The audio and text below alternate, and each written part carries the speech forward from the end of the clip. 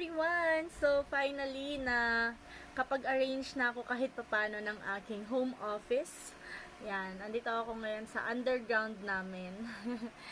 Dahil, dito ko sinet up yung aking home office. And, yon dahil, syempre galing pa tayo ng Dubai, tapos pumunta tayo ng Cagayan.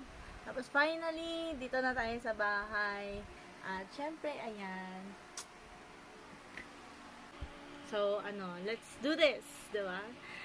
Para earning while at home. So, ikaw, kung nanonood ka ng video na to ngayon, at naghanap ka ng isang opportunity na pwede kang kumita na, nasa bahay lang, pwede mong simulan part-time. Kasi, dun din ako nagsimula.